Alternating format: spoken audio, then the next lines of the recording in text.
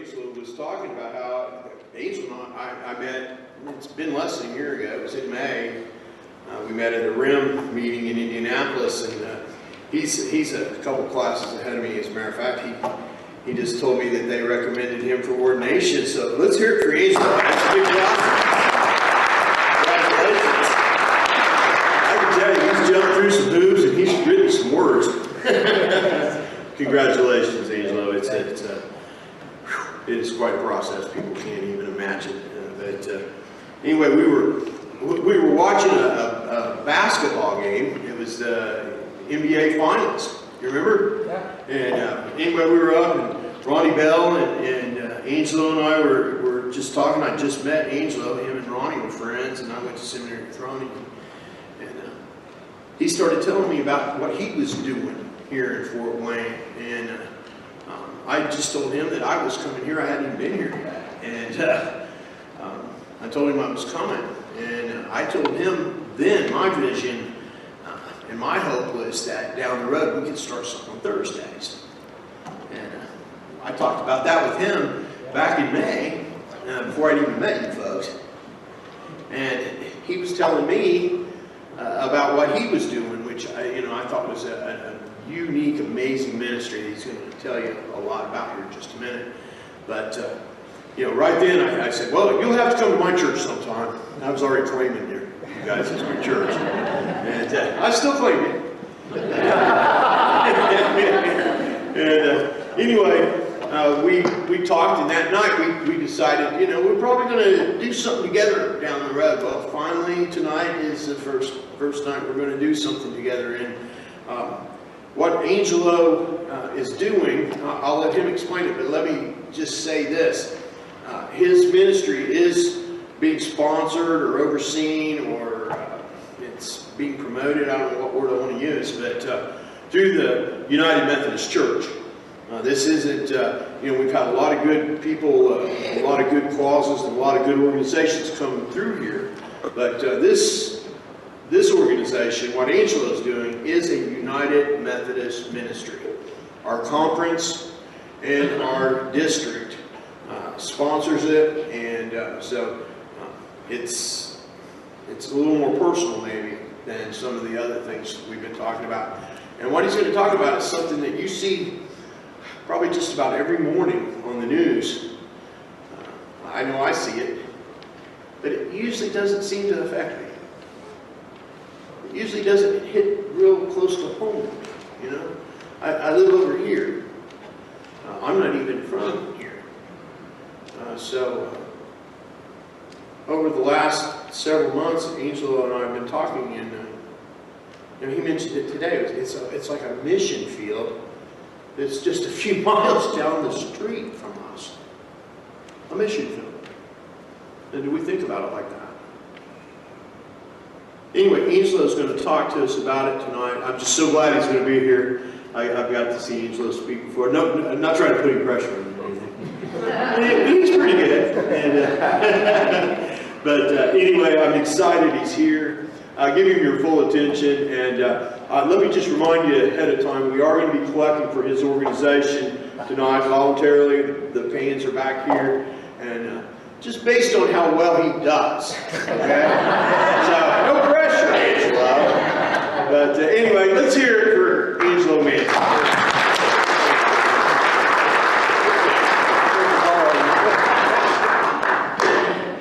Good evening, Taylor Chapel. Good evening.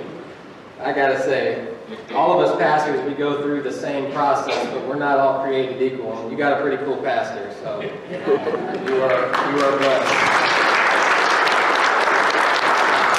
And I also want to say that the church where I served in Georgia before moving back to Ft.Wayne, the song that we would end on almost every service, not every service, but just about every service, was "Oh Happy Day." So I'm sitting here like I feel at home. So I'm grateful to be here tonight, and there are a few things that I enjoy more than seeing a vision come to fruition. As Pastor Derek shared, it was at this table down in Indianapolis back in May. I didn't remember when the month was, but I knew it was sometime last year. I think it was the conference finals. I think the Celtics and the Cavaliers. Cavaliers, Yeah. back when they had LeBron James. Yeah, it's the Those were LeBron different days, man. Yeah. We were watching this game, and then we were sharing at the table, and he was talking about this vision, this idea for a Thursday night in a church that he hadn't even come to yet. And look at you, here you are on Thursday night. So this is pretty cool. I love seeing visions become a reality. God's at work in this place, and I'm just excited to be a small part of it, and thankful to be able to come and share tonight. I was hoping that my family, my wife, and my 4 kids would be able to come with us tonight. My wife's father passed away this week, so we're dealing with that, and she's getting ready for us to go to Indianapolis tomorrow for the funeral. She sends her regards, wishes she could be here, and she will be here at some point down the road, because you'll invite me back, right? Depending on how I do. So,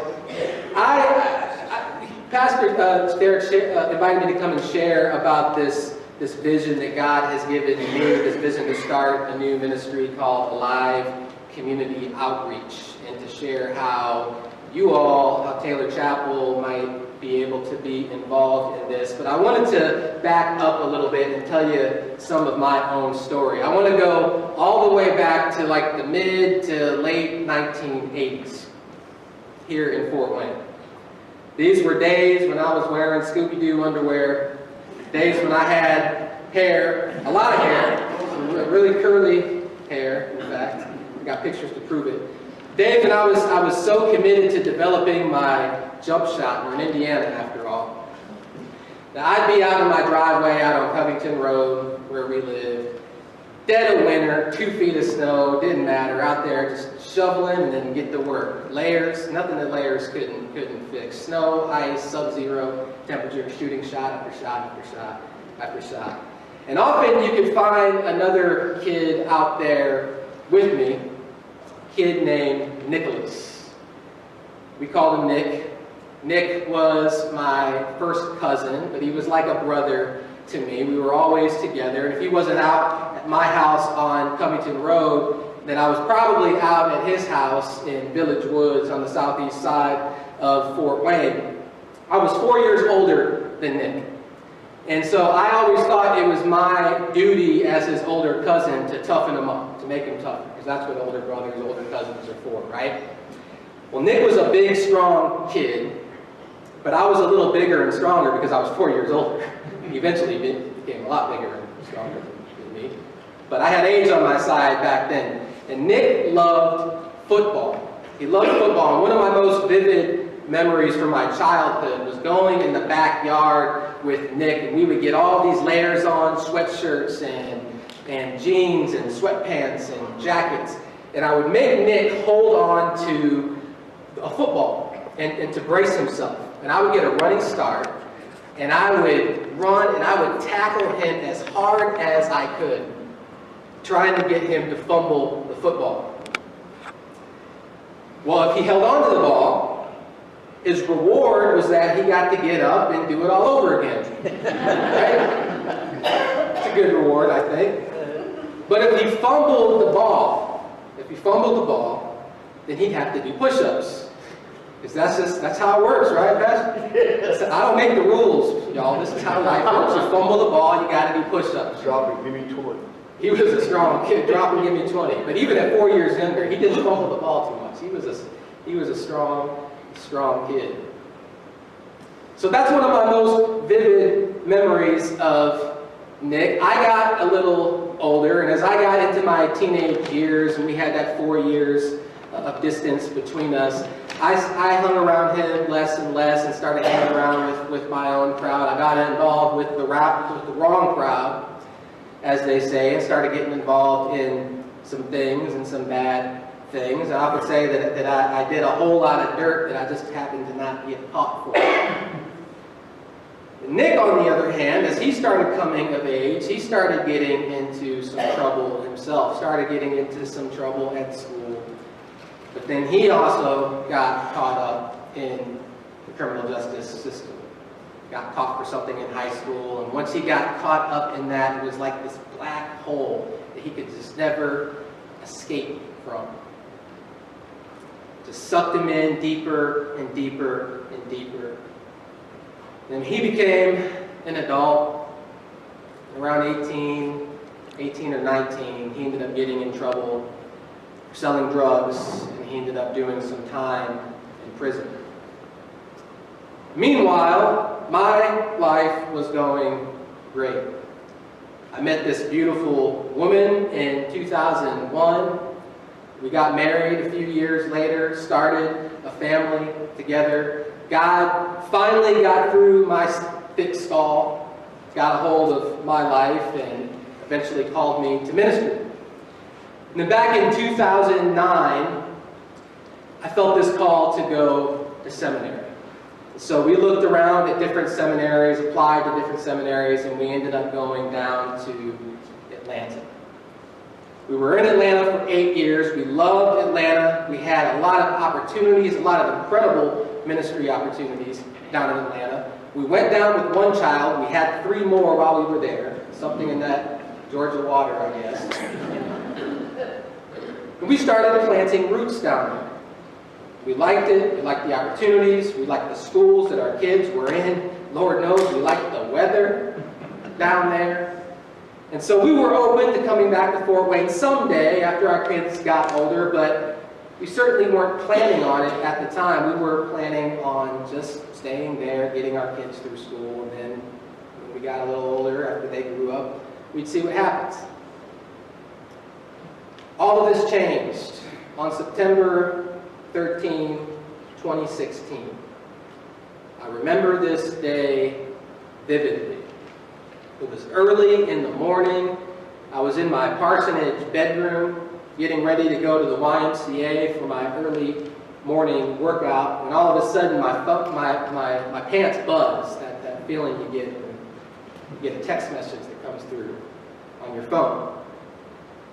Over the next few minutes, I would receive some of the worst news that I've ever received in my life. My cousin, Nick, was shot and killed here in Ft.Wayne, along with 2 other young men.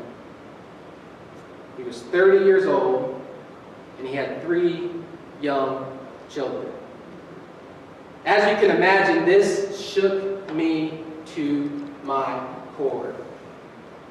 And I started making arrangements to travel back to Ft.Wayne to attend the funeral, but I got to Ft.Wayne, and due to some last-minute circumstances with the minister who they were working with, due to some last-minute circumstances with him, I ended up officiating the funeral, which was the hardest thing, and still is the hardest thing, that I've had to do in my ministry to date.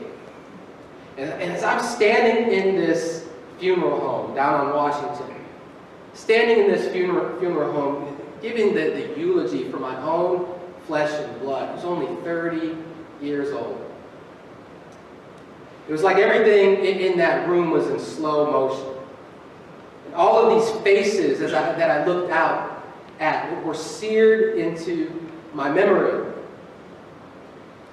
And as I left the funeral home and got on the plane to come back to Atlanta, all of these faces, this mental snapshot that I took from the pulpit there in the funeral home, I took this mental snapshot with me, and I just kept seeing these faces. Saw the faces of the women in the room. My aunt, his Nick's mom. My cousin, his sister.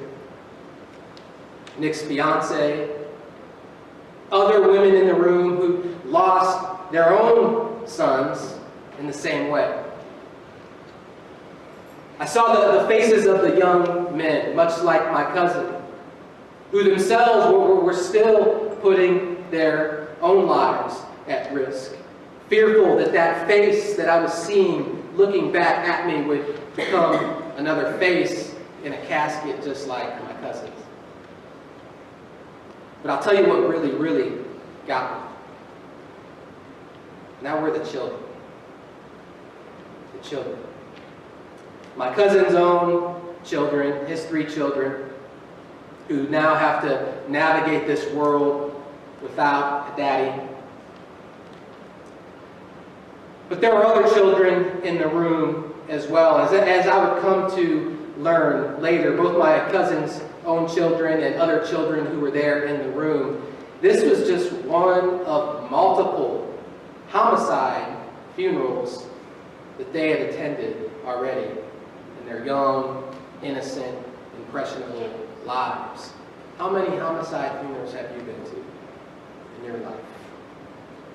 We're talking about 5-year-olds, 6-year-olds who've been to 5, 6 homicide funerals already. And so God started speaking to me. It's time to go.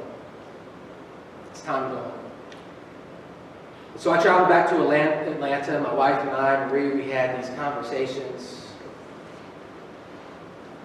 We prayed, and we prayed, and we prayed some more. So finally, in 2017, we moved our family of 6 into my brother's home here in Ft.Wayne. He and his wife loved every single minute of their newfound lack of privacy, I can assure you. They were very gracious, and thankfully for them and for us, we ended up finding our own place. And so I share this story with you because this is very personal. This is our driving motivation for this ministry that we're starting. This ministry of Alive Community Outreach. Our mission is to cultivate healing relationships with families affected by homicide. Cultivate healing relationships with families affected by homicide. And our vision, which you see on the screen, is we envision a community free from the cycle of violence. This is a big vision. This is the vision that God has given us. And so, as we hit the ground here in Ft.Wayne, we started meeting family after family who lost someone to murder. It became overwhelming. I mean, this is a really specific population that God has called us to serve. Yet, this is a much, much larger population than we had even anticipated. And as we met family after family who'd been absolutely devastated, there was this scripture that kept playing in my mind like a broken record. John 10:10. The thief comes only to steal, kill, and destroy. But I have come so that what? You might have life, they might have life, and have it in abundance. In abundance. I kept thinking and praying, God, I'm seeing a whole lot of the first part of this verse. I'm seeing a whole lot of stealing, killing, and destroying of life, of families, of entire communities. What, God, what does it mean, this promise of abundant life? What does this mean for families who've lost so much? What would it look like for this community, the entire community? Just not those of us in certain areas, but the entire community to be free from the cycle of violence. What would it look like for all of these families to experience life in abundance? And how in the world do we get there? What's the church's role in this?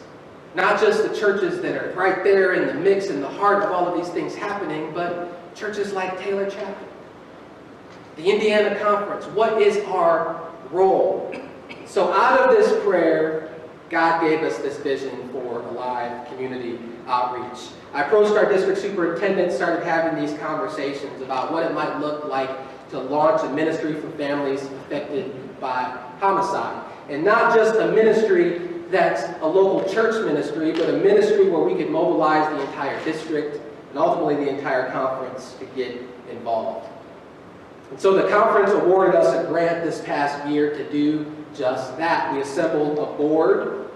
We've got Tom Beaver here, who's chairing our board.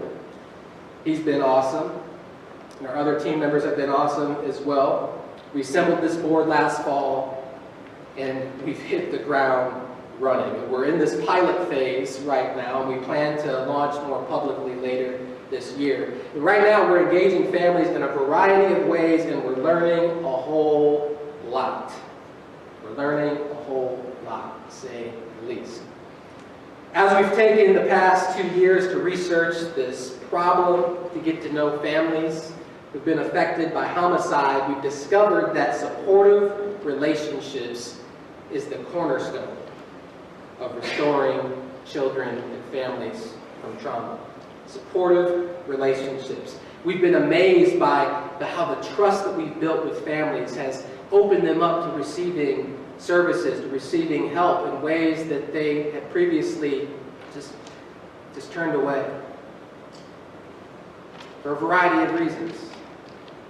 But building that relationship and trying to offer that help within the context of that relationship has gone a long way. Sometimes all it takes is someone willing to walk alongside someone.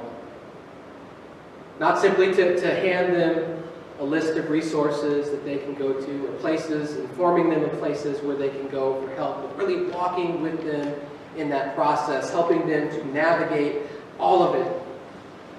Helping them to navigate all of it. To connect them with these services in the community, to remove barriers, to prevent or discourage them from receiving help. It's up to parents, ultimately, up to families to receive that help. But what we found is that there are many families who haven't sought help, who haven't sought support for themselves, for their children, but they're open to receiving it when it's offered within the context of trusting, committed relationship. We've done a lot of research. We've learned a lot on the ground, and we've done a lot of research that affirms much of what we were already thinking. There's this groundbreaking report from Harvard, the Harvard Center for the Developing Child. In this report, they identify 3 principles to improve outcomes for children and families who've experienced trauma. And these 3 principles have provided the framework for our new ministry. The first principle is supporting responsive relationships for children and adults. How about that? Supporting responsive relationships for children and adults. Cultivating these relationships is the core of our mission as we personally build relationships with families, but also putting families in connection to other people, other relationships in the community that can help them in their journeys. Our report doesn't tell us this, of course, but we know that the most important relationship to strengthen is that with Jesus Christ. Yep. That spiritual foundation, if you don't have that, then you're on shaky ground. And so cultivating that relationship, strengthening that relationship with Christ is at the very center of everything that we do. Now, the second principle is developing core life skills. Developing core life skills. We're doing this by helping parents become responsive to their children's needs, to understanding trauma, to understanding what their kids are going through, to understanding what they're going through. We're putting people in connection with grief counselors to help them manage their own grief, their own trauma in healthy ways. We're working with the kids, working with them to develop assets, to develop skills in their own lives that they'll need to be successful, and putting them in contact and relationship with organizations like YMCA, for one, with after-school programming that are also teaching them life skills, putting these relationships around them, and teaching them how to be successful. And then finally, the third principle is reducing sources of stress in the lives of children and families. It's amazing how many sources of stress there are prior to a lot of these homicides happening, whether it be with financially, housing. There are many different sources of stress that families have, and then when something like this happens on top of that, the ripple effect is massive. So working with families, we're working with a family right now to help her family find stable housing, to help her find employment. We're helping to provide transportation, places like Aaron's house. We're trying to remove some of those barriers, some of those sources of stress to make receiving support as easy as possible. But what makes all of this work, the key is relationship. The key is relationship. Building these personal relationships with families, but then through this relationship that we're building, connecting them with other relationships in the community. We're not trying to reinvent any wheels. We're not trying to reinvent any services that are already existing in the community. So partnerships are critical for us. The YMCA has been key. Aaron's House has been key. We're working on a partnership with Youth for Christ, among others. So what we've discovered is that this is going to take a village. This is going to take a village. Building these relationships, cultivating these relationships is the key to healing. It's not something that just one person or one organization can do. We have to come around these families, and especially around these children, as a community. As a community. So how can Taylor Chapel help? I'm glad y'all asked. First of all, please pray. Please pray. And I really mean that. Sometimes that's the pastor thing to say. Or we hear somebody say, pray for me, and we'll say, yeah, I'll pray for you, but then we go and we forget all about it. Listen, we need your prayer. We need you to pray for us, certainly for me, for my wife Marie, who's right there in the mix, right by my side, for Tom, for our board, for other partners that we're working with, for our families. For our families. Because, y'all, I believe that this promise of abundant life is available to them every bit as much as it is to me, to you. So pray for them, that they would experience this abundant life, this promise, in spite of everything that they are going through, that they've lost. Pray for our city. Pray for this vision. We envision a community free from the cycle of violence. What would it look like, Derek, to get up in the morning, every morning, for the rest of 2019, and not have to read articles, see news clips on Wayne TV? What would that look like? This past week, there were two shootings where somebody shot through a house. Two separate shootings in the same neighborhood. And as far as I know, they're not related to each other. In the same neighborhood. There are a whole lot of children, a whole lot of kids in that neighborhood. What would it look like if this vision came to fruition? We didn't have to do this.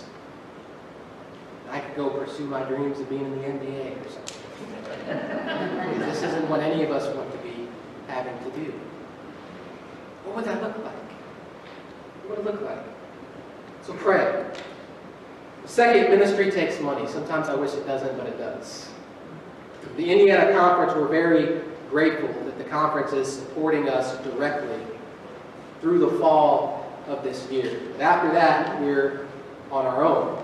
And so we're having a lot of conversations right now, sharing with congregations like Taylor Chapel. We're looking for grants, applying for grants, having conversations with individuals. And faithful stewardship is of utmost importance to us because we understand that we have to make our resources stretch because there are a lot of families that we want to serve. And we want to serve as many of these families as possible. But because we have a big vision, it's going to take a lot of resources to see this through. And so financial support is at the top of our list of needs. But Pastor Derek has also asked me, how can people get involved from a volunteer standpoint? We're really early on, and we're in the process with our board of developing a volunteer engagement strategy. We haven't yet identified a whole lot of ways. There are a few, some with tutoring, some with helping with our children's ministry on Thursday nights while y'all are here. So there are a few ways, but we're working on developing some more ways. But the main thing right now is if this is something that God's pulling on your heart, that you think that you might want to get involved in a personal way with some children, with our families, let us know, because we're coming up with a list and we can have a conversation and see where your hearts are, what your gifts and graces are. And then as we're developing this strategy, we'll be reaching out to folks and trying to plug you in a way that makes sense for you. And so I am thankful to be here. I want to end with a story, something that's really weighing on my heart, something that has woken me up several times just this week. So I get a call back at the last quarter of last year. I get a call that there was a shooting not too far from my home, less than a mile away from where we live. There was a shooting. There was a 22-year-old who was shot and killed. And I get a call from someone who knew this family, and they knew that this family didn't have a pastor, they didn't have a church home that they were connected to. And so they asked if I would come over to this home and pray with the family, to talk about funeral arrangements and even to perhaps plan the funeral and to officiate the funeral. And so I went over to this home and I got to know this family. I prayed with them. I learned that this 22-year-old was killed outside of his aunt's home. It was 4:30 on Sunday afternoon. More and more seemed to be happening in the middle of the day like this. He got shot on the front lawn. His 11-year-old cousin was inside the home when this was happening. He comes in the home with having been shot. And she witnesses all of this taking place, her own life at risk in the process. And so I got to know this family. And we were in contact. I was trying to get the youngest son involved with Erin's house. She had 3 boys. This 22-year-old who was killed, a 19-year-old, and then a 5th grader. I was trying to get the 5th grader involved with Erin's house, trying to get him involved with the YMCA. Well, we were in contact, and she was interested, but we fell out of touch. And I was calling, leaving messages, and just couldn't get in touch with her until just a little over 3 weeks ago. I get another call that her 19-year-old was at the hospital because he was shot. And so I go to the hospital. I don't know what to say. My wife's with me. I have no idea. What do you say? What can you say? So I went in, and I don't even know what I said. I felt the Spirit speaking something through me, and I spoke a word. He had some of his friends, some young men who were there, tried to speak a word into them, and then we prayed. We prayed. And I took a page out of the Gospels, and I prayed, and I looked at her, and I said, "You're not going to lose another son." But I have to admit, I was scared to death when we walked away. Because that's not the sort of thing you want to say or pray for and have the opposite happen. Well, a little more than 3 weeks later, he's still in the hospital. He's going to make it. He's got a long journey, a very long journey, long journey ahead for him. I wish I could say that we've figured something out with this new ministry, this new organization that we're wanting to start, that will just, where we can snap our fingers and wave a wand, everything will be okay for this family. But I'll tell you what, we're going to walk with this family. We're going to walk with them, even in the midst of everything they've been through. We're still holding on to God's promise, to Jesus' promise for them, that they would experience life in abundance. We're holding on to that, and we're going to walk with them in this journey. We got the Aaron's House application to her yesterday. The little guy's going to start going with us out there, getting him plugged in to the YMCA, to get some other caring, good people in his life. Getting the mom connected with grief counseling, trying to help her figure things out with housing,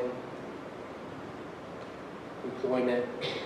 It's going to be a long journey, but we're going to walk with them because that is what God has called us to do. What does Psalm 23 say? Even though I walk through the valley of the shadow of death, I fear no evil. Why?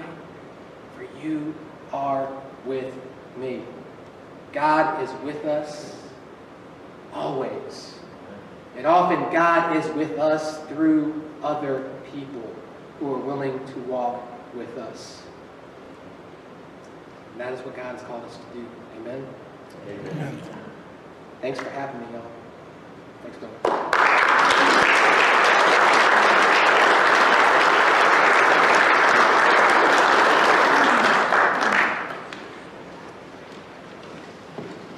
These are our neighbors. They're not just faceless names. They live in our community. They could be your relatives. Could be children and grandchildren of friends you went to school with. And we just can't let it go.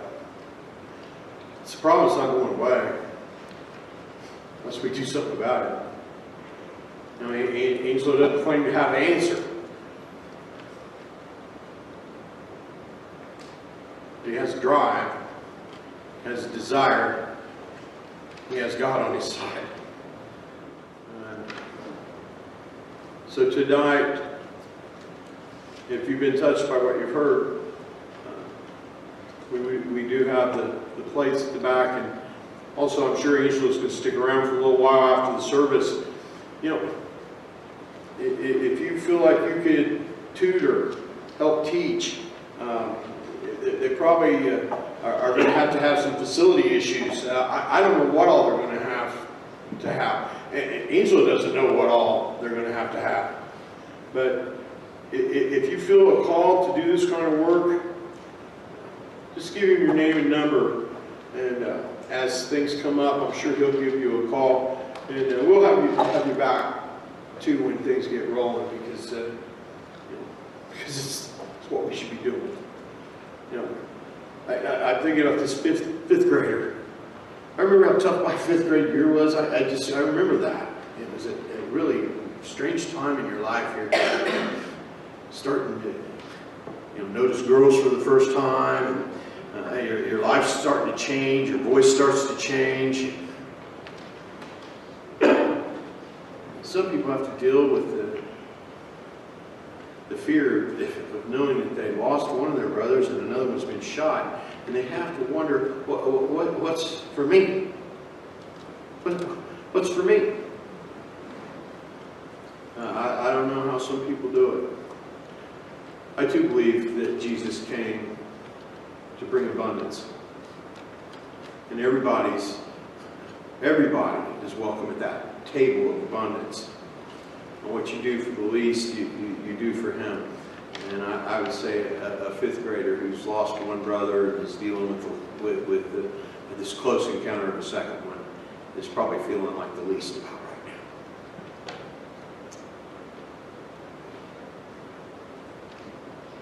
We have hope. We have hope. It's what Angelo's ministry is about. It's about hope. And we have hope.